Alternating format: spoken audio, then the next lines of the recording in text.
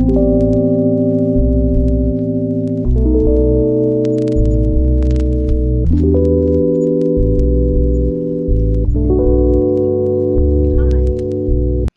welcome to Time with Tina. I'm glad you're here with me today.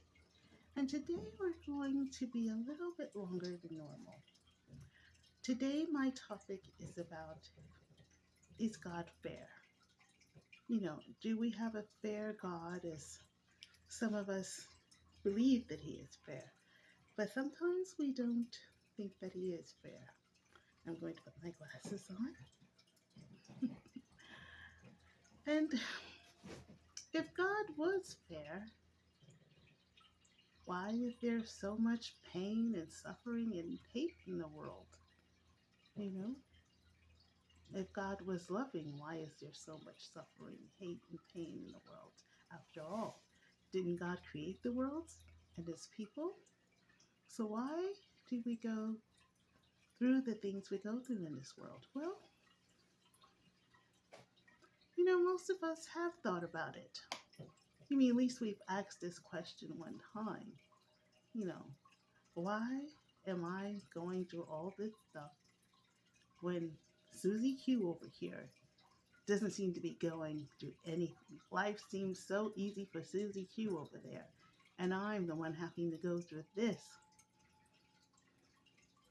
Why do bad things happen to good people? And why do bad people, everything seems to be going right for? People who are not deserving, who you think that are not deserving of their gifts or talent or success or their career. You know, a lot of times in our society, we have wonderful ideas. We have on the jobs, we have wonderful ideas. We do hard work, and sometimes we don't even get the credit. Our boss gets the credit, or someone else gets the credit. For all the hard work you've done.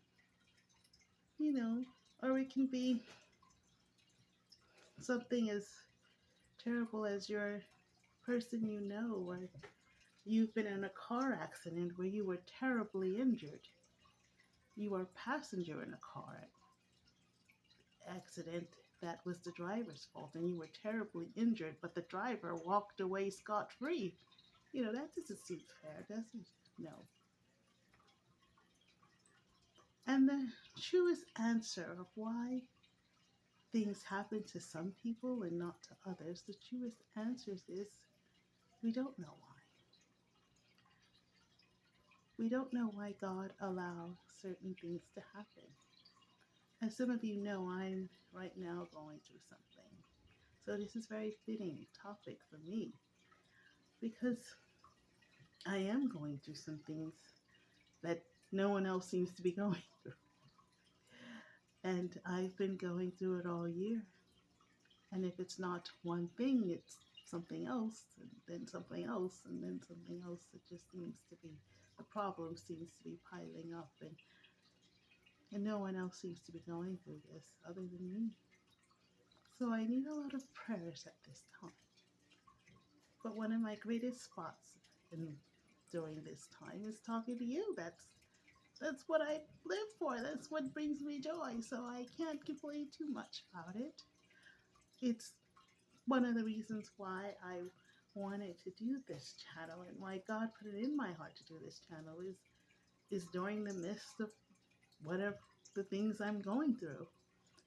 And I will talk to you about those things. I just can't now because I'm still involved in them. But I can tell you one thing about everything I'm going through is that I'm definitely growing in spirit. I tell you, I had strength in me I did not even know I had. And that could be the reason why many people are going through things. Life isn't fair. It always has been and it always will be. I think about what happened to soldiers when they come home from war. A lot of these soldiers that come home from the world have guiltless remorse, even though they're glad they survived the war. But a lot of their friends did not survive. They never came back home. They had to watch them suffer and die. And they wonder, well, how come I'm okay? I get to go home and be with my family and live a life.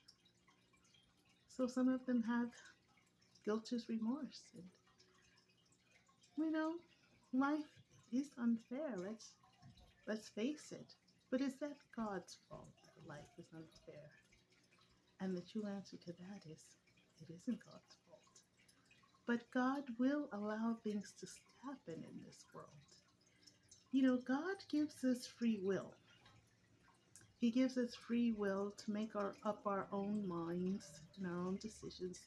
But in that free will is people also can choose to do the wrong things. The worst things, the horrible things. We have a good God, and God has given us that free will, but we also have the free will to disobey Him and to do evil things in it. It all started in the beginning with Adam and Eve. I'm sure most of you know that story. But remember, God gave Adam and Eve the garden. He created Adam first, then He created Eve, and then they lived in the garden, naked, walking around, having a good time, feeding the animals, eating the best fruits in the world, and living a wonderful life. All God told them to do was do not eat from that tree. And what happened? Eve was talked into eating from that tree, and she ate from it. And then she gave some to Adam.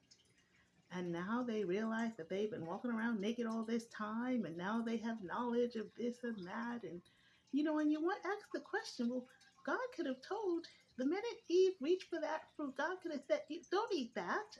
I told you not to eat that. I told you if you eat it, you would die. But God didn't approach Eve at the last minute. He watched her go eat that fruit. And why? Because it was her choice. He didn't want us to be robots. He could tell us to do the right thing, but we still have the choice not to do it or to do it or not. So Eve ate that apple and sin was led into the world. And that He does the same with us. He can tell us not to do anything. It's up to us if we want to listen or not. So if we want God to change things in the world, to not allow all these terrible things to happen, then He also would have to not let anything good happen either. It's because that is our free will. He would have to take total control over everything and not let us have any choices at all. God have the choice to do good or bad.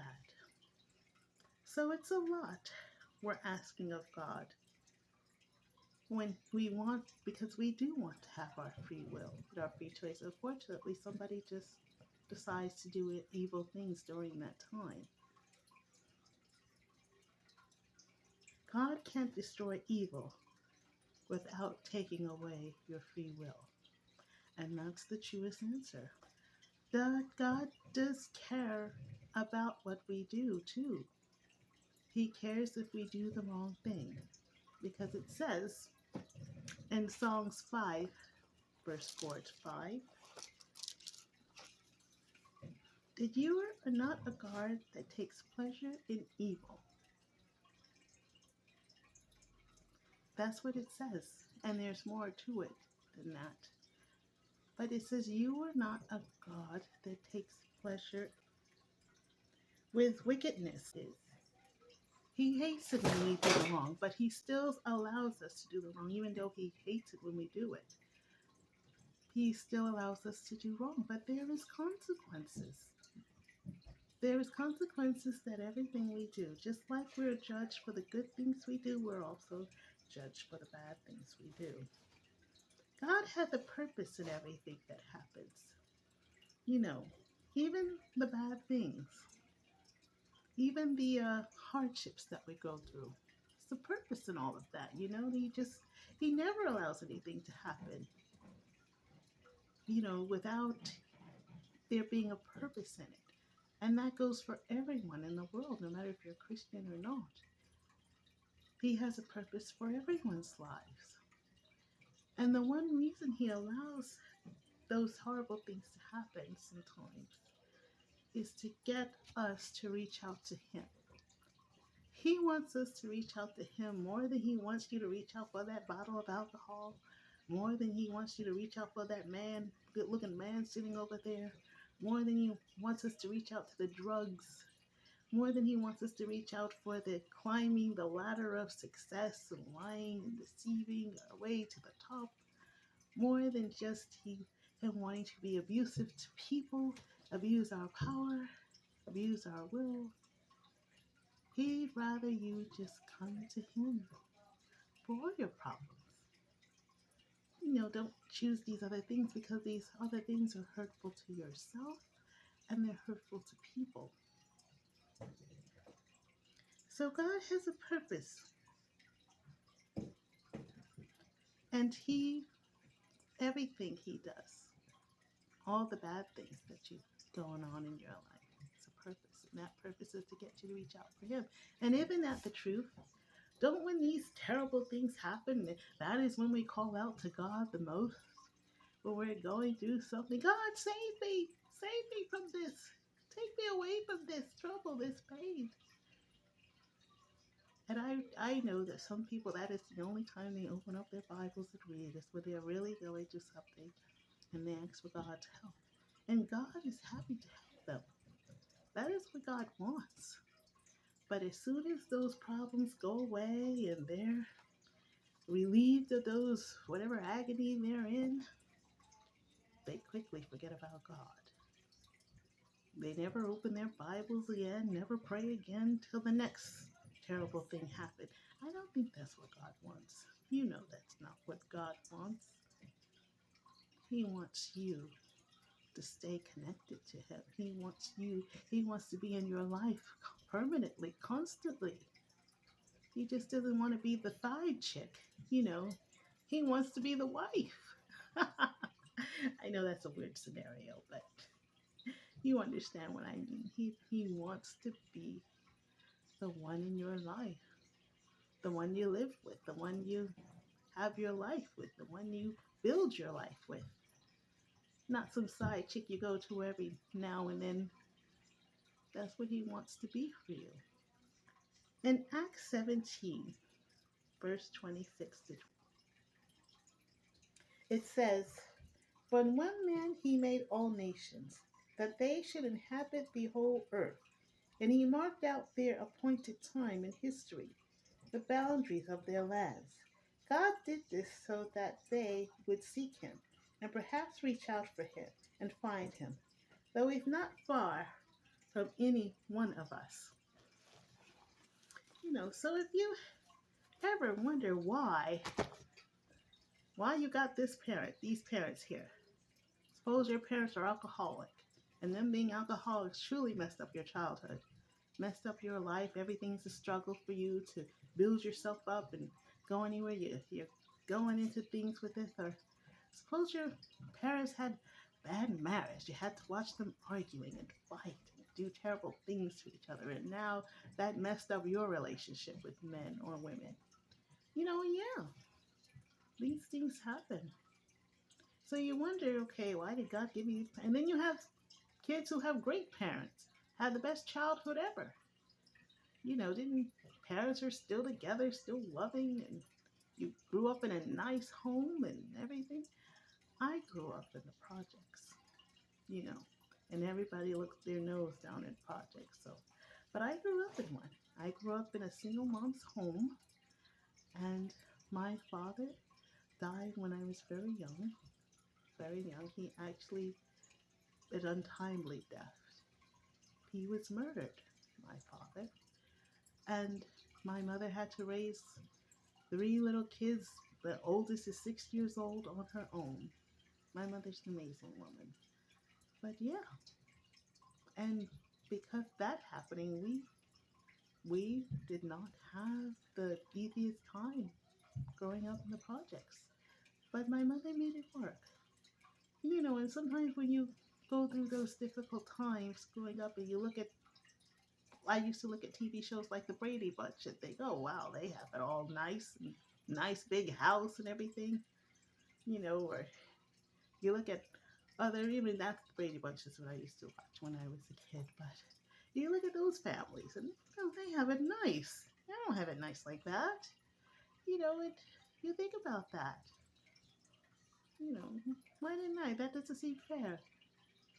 But, you know, Brady Bunch is just a a television show. And if you knew the reality of the Brady Bunch, you know that behind the scenes, things wasn't all well, you know. So that was, in reality, I don't think anyone had a great childhood, to be honest with you. I mean, some people had it better than others, but I don't think anyone had a great childhood. You think of the wealthy people, the Kim Kardashians of the world, and I'm not putting down Kim Kardashian or the Kardashian family. I'm just using them as people who rise to success. They're wealthy. They rise to success without really having to do a lot of hard work to get there. Their success sort of just came to them because of social media, basically. If it wasn't for social media, I doubt if they would have been successful. But they always kind of came from wealth and they knew all the right people and they build up their whatever brand they were building up. And Kardashians are now one of the wealthy families in the world. But there are other families who worked hard, were working hard for years, and have never reached the status of the Kardashians. They have been out slaving away, have been poor for a long time, and they have never reached the status of success like that. So you wonder you know, how some people have it, get there. I'm an author. I would hardly call myself J.K. Rowling or Stephen King, but there are only a tiny bit of authors that have made it a successful career at writing. There are thousands of authors that haven't, their book hasn't been made into a movie or a TV show or even talked about ever again. And they have wonderful stories to tell, but it's only a handful that reach J.K. Rowling status or Stephen King. And you can look at that and doesn't sound fair. This is a great book I've got, and it's not going anywhere. So I think you understand the point of life being unfair. But also, you gotta look at it like, life is not supposed to be fair because we're living in a broken world, a fallen world, a world where anything could go wrong and sometimes everything go wrong. Sometimes I'm terrified of watching the news now and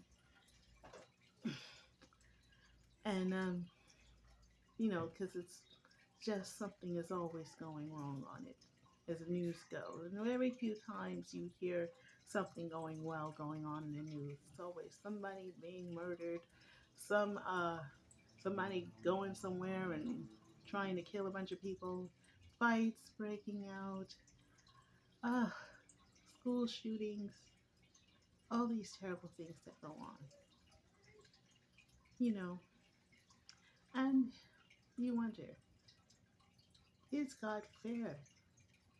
Why should my daughter's school be the one that has all these school shootings and this school here is okay, safe? Or are you the 1,000 kids in your school and it just happens to be your child, the one that gets shot? And these things doesn't seem fair. And these are the questions you may ask God is why, God? Why? And as I said, it's for you to get closer to Him. It is, for that is the main purpose of us going through anything, is to get closer to Him. And when we do get closer to Him during these horrible times, we don't forget about Him. We don't abandon Him. We don't, well, that was a terrible time. Now I'm going to get back to my life. And no, it is the perfect time for you to get closer to God, to know God. And that is what those times are about. It's not to be unkind to you. It's not to be unfair to you, because it says in Jeremiah 29, verse 11, one of my favorite scriptures, about how God has plans for your life. Plans to prosper you, plans to hurt you, not to hurt you. You know, and as I said, this has been a terrible year for me. So it's kind of hard to think, well, what plan could he possibly have in creating these horrible things? You know, but that's what faith is. You've got to have faith. Hardships brings perseverance. And that is what I have done. I have persevered. As I said, I didn't have strength I didn't even know I have. I have been able to smile during the course of these terrible times. I have been able to create this YouTube channel during this terrible time, and that has been definitely fun doing. But you probably don't know that I'm going through a lot. Financially, physically, mentally, uh, you name it, I've probably gone through it. And it's all happened in such a short amount of time. I can't even begin to describe it to you, but I'm definitely going to talk about this time with you, but at another time. We can't presume in knowing why God allows such things to happen. I have been reading a lot about World War II and the Holocaust. Oh, I've been watching these documentaries, and oh my God, I thought I knew, because history is one of my favorite subjects. I love history. But when I watched those documentaries, I was like, I don't know a darn thing about World War II. You know, and this was way before my time. I don't know anybody who's been to World War II, but just the stories. One of the documentaries I read was about Nazi German soldiers who were in charge of these concentration camps they held Jews in. And this, it was about just how can they do this? You know, how can they, because they, you know what they were doing at these camps. They were killing Jews. They were shooting them, exterminating them, gassing them, you know. And the question was, in the documentary, is how can they do this? What, and that was the whole point of the documentary, to figure out how did these seemingly, you know, ordinary men who became Nazi soldiers, who, because they weren't fighting a war, they just was committing murder of innocent civilians. You know, they weren't fighting in this war. They were just in charge of killing innocent men, women, and children. Had nothing to do with war for these men. And you know, during the documentary, some of these soldiers who was presented with doing this said, no, I don't want to do this. It's not what I signed up for. And when they stepped out of the line to say, no, I don't want to do this, they were considered cowards. They were looked down on. You know, nothing terrible happened. They were just looked down on. You know, and even the Japanese soldiers, you know, these Japanese soldiers in World War II, they were rather kill themselves than surrender. Surrender to America, surrender to anyone. They were going to fight this world even if everybody, even if all of their soldiers died. They were going to fight this war till the end. They had these young men getting in planes and basically committing suicide on these planes, and just to ram that plane into a ship, just to destroy that ship and committing suicide in the process. They were willing to do things like that. Those of these soldiers were just for the purpose of winning. There's, things like that are so amazing to me. I don't want to get off course of the topic, but you just wonder. You just wonder the minds of people and why do they do certain things.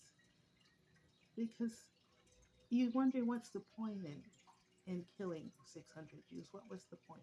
What was the point of 9/11? Killing 2,000 people. The killing of 2,000 people who were just regular people going to work. You wonder, what was the purpose in all of this, God? To us, it doesn't seem like there isn't anyone. Just blatant cruelty and evil. But God allowed those things to happen as well. You know what I think? As I said, the truest answer is we just will never know. We can't present the mind of God because He knows all things. He knows all things. He sees all things. We can create a history, write a book. Well, this is what happened. We know slavery happened because we have evidence of that. We know this happened because we have evidence of that.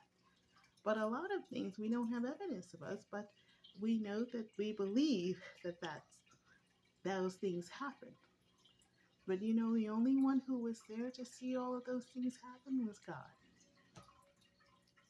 We can write a book of what we think happened, but it's God that knows everything that happened because He was there and saw it all. And there's nobody alive that could say that they saw the creation of the world and they know exactly what's going to happen at the end of world but God. Nobody else can say that. So, and if God knows how everything began and how everything will end, then He knows exactly why everything has happened. All the good, all bad. And what He wants from His people and all people is to trust Him, that everything is in His hands. You may not have the answer to everything. You may not need to know the answer. Maybe the answer is too terrifying or too vast and too big for you to know. I think if I knew everything that went on in people's homes, or if I knew what was going to happen next week, we can make our plans for next week, but we don't know if sometimes those plans don't happen the way we want them to. Only God knows those. That is why we need to put our complete trust and faith in Him. And that is what He wants us to do. He's saying, Tina, I know you're going through a lot now. And you have persevered. And that is what I'm grateful for. I'm grateful for persevering through all of this. But I know exactly what I'm doing, why I'm doing it. So you just need to put your faith and your trust in me. I will leave extra scriptures for you if you want to read more about maybe explaining why we have a loving God and why there's so much hate and suffering in this world. But I know that I'm going to talk about this topic again because I do believe that it is an important topic. Let's face it, this world, I don't believe will get any better because we're living in the last days of our time. And so we need to encourage each other. We need to be there for each other. We need to pray for one another. And we need to trust God in all things because life isn't fair. But our God is fair. And that is who we need to trust for anything. I hope this helps you out this week. And I shall be sharing with you next week. I don't know what my topic is going to be. Maybe you could write down in the comments what you would like for me to talk about. And I'll do my best to make it happen. Okay? I hope you have a good week. And God bless you in all your things you do. Bye bye.